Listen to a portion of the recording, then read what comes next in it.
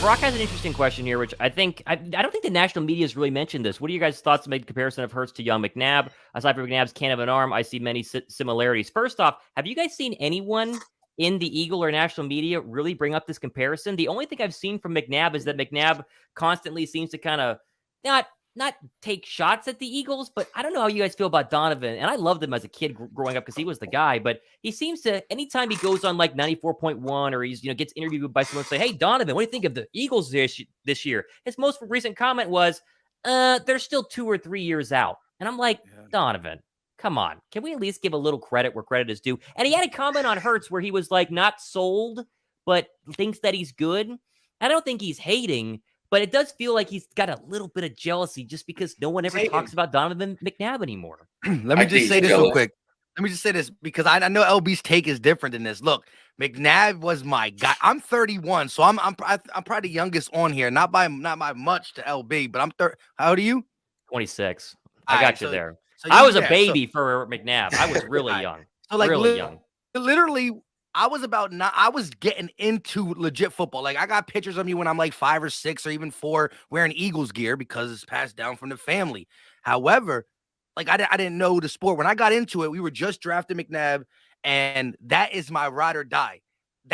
Was my favorite Eagle of all time for the longest, right? However, since him leaving the Eagles, now that I grow up, I'm older now, right? So I rock with McNabb from like 9 to like 20. You know what I mean? Like all the years that you talk trash in football, we were living good, not living decent with the NFC championships, but not enough. However, long story short, all the shenanigans, like McNabb he's been, everything I loved about him has been low key getting tarnished with the more evidence about the TO stuff, just the salt that he keeps throwing on every other quarterback that has came after him.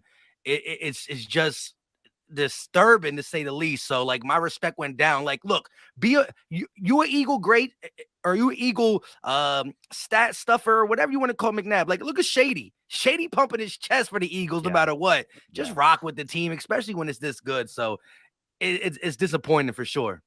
Okay, hang on. Before we continue, I want to jump in here and share with you guys a super exciting announcement. We have a great promo running from PointsBet down below right now in the description box. You will find the link if you're a first-time sign-up for PointsBet. And if you live in a legal state, I'm looking at you guys, Philadelphia, wink, wink, you can go ahead and get to betting on potentially the Philadelphia Phillies. If you guys want to go ahead and bet on the Sixers who just got started or future Eagle games, there's a great promo right now, again, down below in the description box via PointsBet. Super excited about this. Head on down and check out the link right now. He's jealous. He's hating, man. It's plain and simple, man. When you don't get the job done, and somebody comes in and gets the job done, or somebody looks like they're able to get the job done, this is just natural, man. It's natural in Philadelphia Eagles culture. You know what I mean? Because he didn't get the job done. He doesn't have anything positive to say about Jalen Hurts, just like he didn't have anything positive to say about Wentz, because at one point, Wentz looked like he was going to shatter almost every record in place. Jalen Hurts is literally probably going to be one of the first quarterbacks in NFL history to throw for 4,000 passing yards, have 20 passing touchdowns, and have like 11 rushing touchdowns. It just has never been done before. He's literally like redefining what it is to be, a dual threat quarterback. He's doing it on a higher level than anybody's had ever done it. And it's just hate from McNabb, man.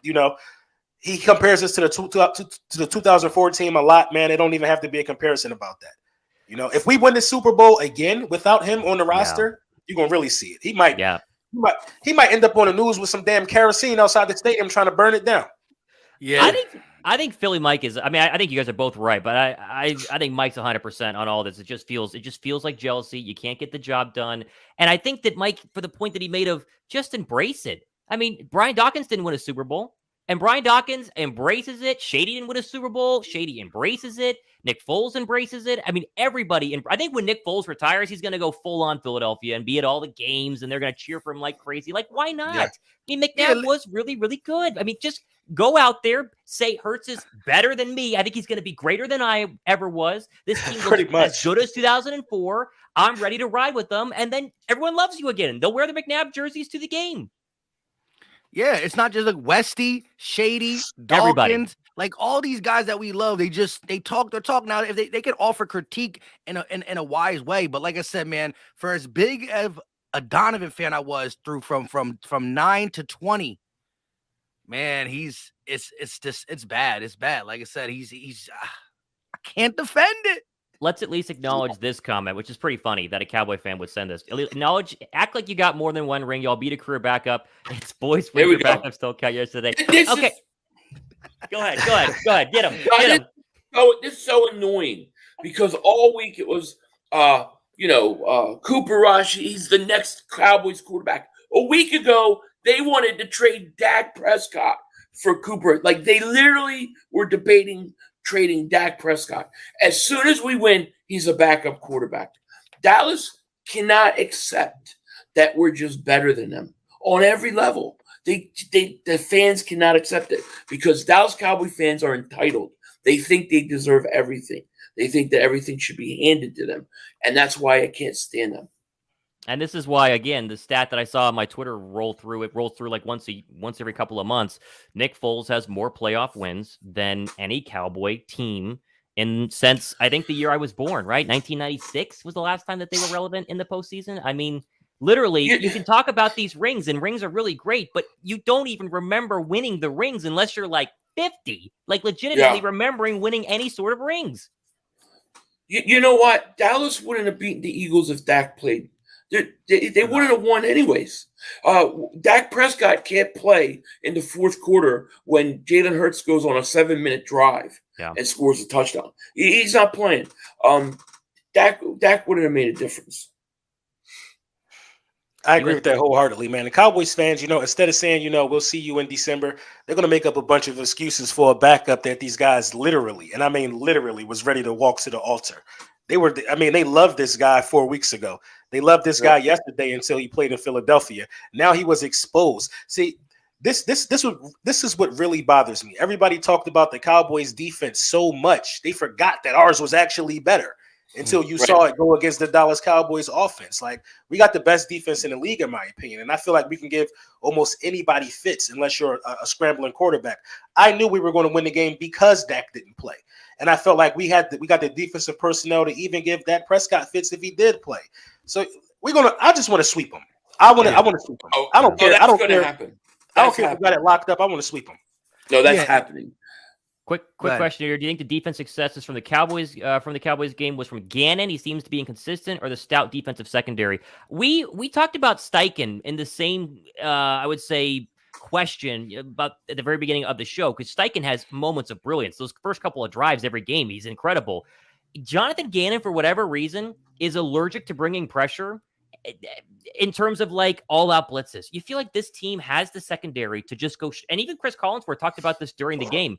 Play press man across the board, bring the heat. Let's see if Cooper Rush can beat you and beat Darius Slay and James Bradbury, who are the two best corners in the league. It makes no sense. I know. Gannon is way better than last year because he had, head-scratching games for like entire quarters. Yeah. But the fact that they don't get a lead and then go, okay, beat us one-on-one. Literally beat us one-on-one. And then once you do, back off it. Okay, good job. But he hasn't done that yet this year. And that's my one gripe with Gannon. It's like, dude, go. All out. Zero pressure. The Vikings game, he sent like 8 both times. Yeah. I will agree with you. 4 games ago, it's crazy time ago. Yeah. So they blitzed 3 times last night, right? They only blitzed 3 times. Yeah. Like to me, I would like to blitz like 48-50% of the time. That's what I think a team should be. You remember Jim Johnson, right? No, what do you mean? There's a couple teams that blitz over 50%. I think the Giants have a high rate. The Giants are coming hard. I believe in the blitz. Look, Jim Johnson, right? He never lost to inexperienced quarterbacks, young quarterbacks, because he brought so much heat and from so many different ways that they didn't know what to do. Jonathan Gannon doesn't do it. I don't understand. What is there to respect about Cooper Rush? Like, really? Like, what are you respecting about him? Go at this guy, man. Well, I think I don't get it. Well, I think we have the personnel to blitz. I just don't think that we do it correctly. Like, we got beat with that naked bootleg or whatever that rollout was like 6 times in a row because we just blitzed to one side. Tight end, yeah. Yeah, you know what I mean? They were using our aggressiveness against us. But then when I noticed the way Dallas blitzes, they always blitz and make sure that edge is occupied so you can't escape either side. We gave this guy a free reign to the outside and he could look like we don't have great design blitzes. So I think, I kind of hope he gets a new job so we can get a defensive coordinator that could come in and like really structure this defense the way it should be structured. Yeah, I'm not gonna lie. I'm always for the blitz. However, if you blitz and don't get home, there's a problem because, like you said, you're talking about 7. If you throw 7 in there, you only got 4 in the back end. You're talking about 4 in the back end, depending on where your safeties are. But I'm all for blitz, and I do believe that early in the season you saw more of the creativity. I think that once Avonte Maddox got banged up, I thought today or last night's game we would see more of what we did against the Vikings, what we did against Carson, for the simple fact that Avonte Maddox is back, and we put so much pressure on the slot. And in today's game, the slot and the safety are starting to be a interchangeable type of position because of how the safety plays in the box, one of them almost all the time. With that being said, we have the personnel 100%. I think that when it comes down to it, though, a lot of these blitzes don't get counted when we send 5. Anytime you send more than 4, it's a blitz. It doesn't really look like it. And so when we send Hassan with the rest of the guys, it's considered a blitz. So he's jumped up from last year. But I would agree with you. I'm more for you got to blitz more than what we're doing. You got to be more creative with it. You got to send guys like Avonte Maddox was coming in on the blitz at times. But I got to acknowledge too, though, that